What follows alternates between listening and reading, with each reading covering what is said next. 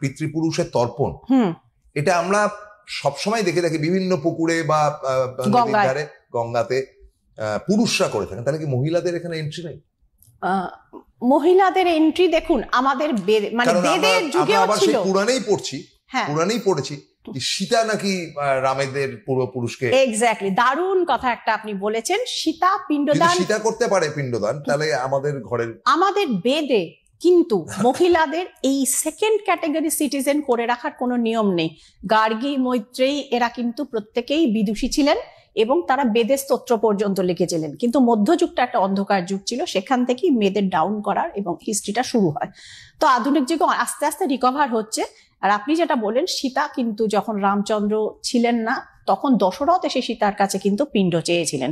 সীতার কাছে কিছু ছিল না, বালির পিণ্ড দিয়েছিলেন তিনি তার শ্বশুরকে। এবং যখন রামচন্দ্র এসে এবং লক্ষ্মণ তাকে এসে উপহাস করেন, তখন তিনি তার সাক্ষী হিসেবে বেশ কয়েকজনকে তিনি ডেকেছিলেন, যারা মিথ্যে সাক্ষ্য দিয়েছিল। কারণ শ্রীরামচন্দ্র নারায়ণ তাকে তুষ্ট করবার জন্য সীতাকে অত ওই আর কি অত গুরুত্ব দেওয়ার দরকার নেই।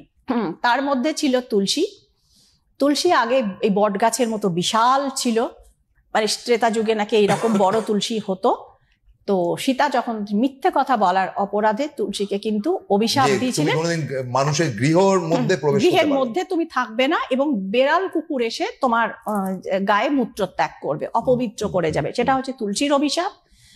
সবকটা আমার মনে নেই প্রসূনদা, যেটা মনে আছে, ফল্গু নদীকে তিনি অভিশাপ দিয়েছিলেন, তুমি শুকিয়ে যাবে মিথ্যে কথা বলার অপরাধে এবং তুমি মাটির তলা দিয়ে বইবে। আজও ফল্গু কিন্তু অন্তঃসলীলা, বিশাল এই ফল্গুর ওপর দিয়ে। এবং আমি নিজেও গিয়ে পিণ্ডদান করে এসেছি।